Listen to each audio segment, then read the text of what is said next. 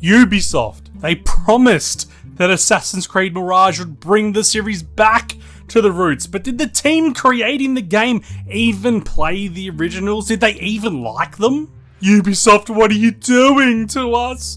We wanted a smaller game, yes, but we didn't want a game that was stripped back even less than the original games. Assassin's Creed Mirage?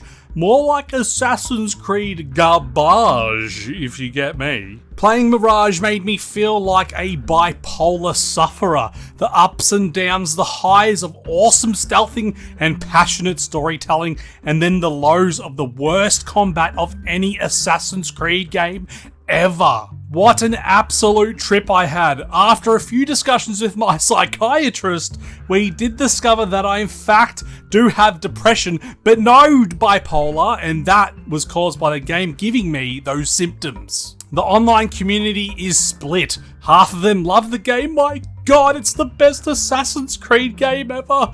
And the other half find it deplorable. I can't believe I paid money for this. Oh, a Fortnite skin, let's go buy that instead. I am a reviewer though, a non-biased professional journalist. So like the pro badass I am, I can sit back and take an honest look at Assassin's Creed Mirage, and I sit somewhere in the middle. This time we wear the pants and robe of an assassin we have already met in Assassin's Creed Valhalla, Basim, well, a much younger and naive version. We start as a pretty shit thief, to be honest. Yeah, we can, pickpocket like a god, but the very first chance we have to prove ourselves to the Hidden Ones, we screw it up royally and we have to flee our homeland. Lucky, after an awesome training montage that you would see in like Rocky Balboa movies, we are shortly transformed from a thief to a novice assassin. Now, back in Baghdad, it is time we use our new skills to once again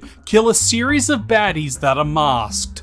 Yes, we have no idea who they are at all. Yay, isn't that exciting? I can't wait to kill these people that I have no hate towards because we never see who they are until we are in the middle of actively killing them. What happened to those classic stories where there is one epic bad guy that is constantly eluding us until the very end of the game and then we finally get to kill them? Oh, isn't it sweet? What happened to that? Though, even though I must admit the story was pretty decent, Basim's journey from novice to master assassin is a cool journey, but aside from our mentor Rashan, who, my god, she needs a throat lozenge. You must do what is necessary. There is no other memorable characters. After completing the game, I pretty much only remember Basim, who we obviously play as, and Rashan, who in her own right is a badass character, but there's no one else, no Leonardo da Vinci type sidekick. Again, did the creators not play the previous game? Do they not know how important these awesome sidekick characters are? I swear to god they didn't play the previous games, or they just don't remember how they played. Where this game really shines is with the city of Baghdad itself. The smaller map means we are not doing any more of those 8,000 meter horse rides to the next missions, where we get distracted like a kid in a toy shop by hundreds of pointless side missions. We go from mission to mission, and that is part of the reason why the story is only 15 hours long. Even to get the 100% platinum trophy is about 20 hours long, and yes, I am a completionist because Mrs. Unclenched, she thinks it's so sexy when I complete games. But as I was saying, Baghdad is awesome. It has areas of poverty where you can convince stupid children to jump off buildings, but then it has its beautiful, colourful and vibrant areas. I do wish the city felt more alive. Maybe random events would happen more frequently, but I think honestly only came across one in the whole time I was playing. Because the city's quite low and there's no massive buildings, getting around is quite easy. Despite all the hate online about the parkour, you can string together some really awesome free running segments. You do just look like a weirdly rigid man with a sore back while doing it though. It's almost like the animus is glitching out because Basim seems, so stiff and blocky when he runs around. And yeah, I did come across a few glitches, but that would happen like 1% of the game, so who really bloody cares about that? Stealth is something that is actually implemented in this game, yes. An assassin that actually stealths. Why am I talking like this? I don't know. It's always sort of been one of those things AC fans have wanted. It's more stealthing. They sort of do it right in Mirage. Most missions have multiple ways of being tackled, and stealthing is something that actually made me feel like a badass. But my god, did they have to dumb down the AI to make this possible? The guard hiring agency in Baghdad must be absolutely corrupt, or all these dudes are lying on their resumes. They have no clue what is going on at all. Guards for some reason love facing the wall instead of actually patrolling. It's like they are the kid in Billy Madison that pisses himself, like peeing your pants was the coolest. They just face the wall. It's like they're embarrassed to even be there. It's either that or this version of the Animus needs a Windows update, because this game seriously has some of the most stupid AI I have ever seen. They really struggle to find a balance between good stealthing and quality AI. It's hard to explain. I'm not a game developer, so I don't know how to fix the problems, but next Assassin's Creed game, I really think they have to start from scratch.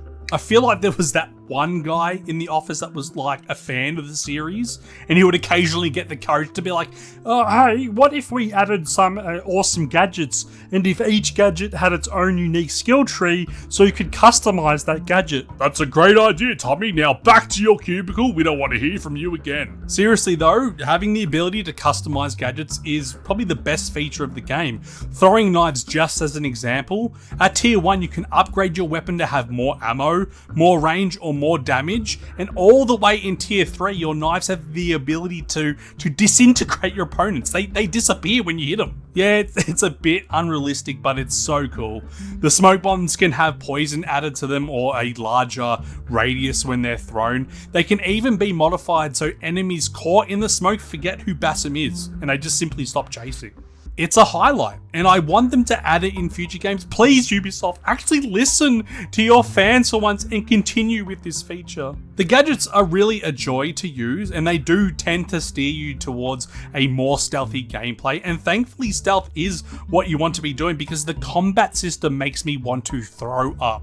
Maybe the Animus doesn't need an update, maybe it needs virus protection, because it's like the virus is infecting Mirage. The combat isn't just stripped down back to the older games, it's stripped to the bare minimum. Slashing at enemies feels like you're hitting them with a wet noodle, they barely react at all. When you are performing a kill animation, the other enemies will just awkwardly swing through instead of standing back and react in horror like they used to. Also gone is the ability to change your weapons around from like a sword to a mace to those big long spears, for example. You can upgrade your weapons to make them more powerful and whatnot, but I just don't know how to explain it. The combat is quite simply tear inducing. Did someone cut an onion? You do have your own skill tree that can help add a few skills to the combat to make it feel a bit better, but it's nowhere near enough.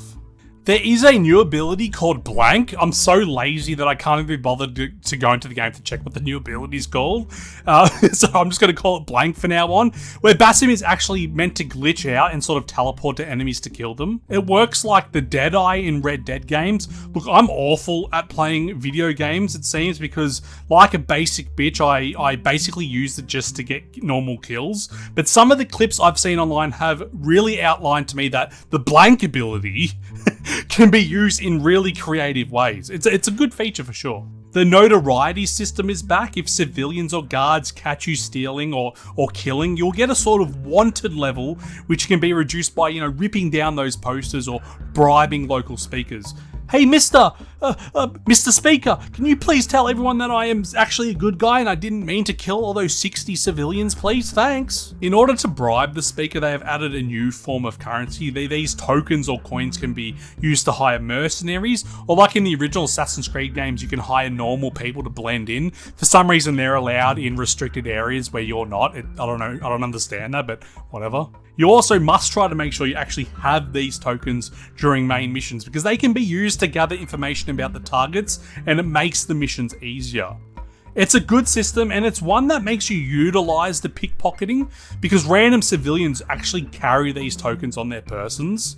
It always felt a bit useless in the older games to be pickpocketing. You'd pickpocket someone and you'd get a few coins.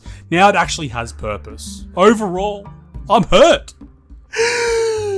I completed the game and I thought it was a decent experience, but it's also a huge missed opportunity on Ubisoft's behalf. It actually makes us heavily critique every Assassin's Creed game going forward with more honesty than we ever have in the franchise. All Assassin's Creed games go heavily on sale after some time, and that is when I would recommend getting this game. Look, a 5 out of 10 is a tad harsh, so I will give it a generous 6 out of 10. Still playable, still decent. I would still recommend it. I still enjoyed it, but it's just got too many problems. Make sure you subscribe if you enjoyed this video. Thanks again. Peace!